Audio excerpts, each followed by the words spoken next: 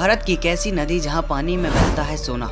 सुबह से शाम तक सोना निकालते हैं लोग, कहां से आता है किसी को नहीं पता। भारत में सबसे ज्यादा सोना बिकने वाला धातु है। यहाँ इसकी काफी डिमांड रहती है। मगर क्या आप जानते हैं कि भारत में एक ऐसी नदी बहती है जिसमें से सोना निकलता है? ये बात जानकर शायद आप हैरान होंगे, मगर ये बात बिल्कुल सच है। सोने की इस नदी की रेत में से सालों से सोना निकाला जा रहा है। इस नदी के आसपास रहने वाले लोग उसमें से सोना निकाल कर अपनी गुजर बसर करते हैं। सोने निकलने की वजह से इस नदी को सोने की नदी भी कहा जाता है। आखिर कहाँ हो सकती है ऐसी नदी? हम जिस नदी की बात कर रहे हैं वो नदी झारखंड में बहती है और उसका नाम स्वर्ण रेखा है। नदी में पानी के साथ सोना बहने की वजह से इसे स्वर्ण रेखा नदी के नाम से जाना जाता है। स्वर्ण रेखा नदी के उद्गम रांची से करीब 16 किलोमीटर, इसकी कुल लंबाई 474 किलोमीटर है। यह नदी झारखंड, पश्चिम बंगाल और उड़ीसा के कुछ इलाकों में भी बहती है।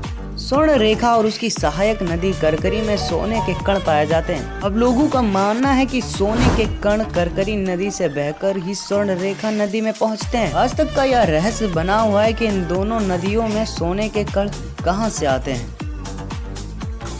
आपको जानकर हैरानी होगी कि सैकड़ों साल बाद भी वैज्ञानिकों को यह पता नहीं चल पाया कि इस नदी में सोना क्यों बहता है।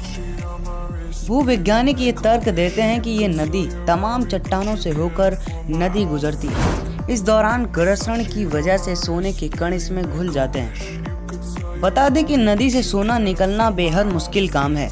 नदी के रेत से सोना इकट्ठा करने के लिए लोगों को दिन भर मेहनत करनी पड़ती है। नदी में मिलने वाले सोने के कण चावल दाने के बराबर या उससे छोटे भी होते हैं।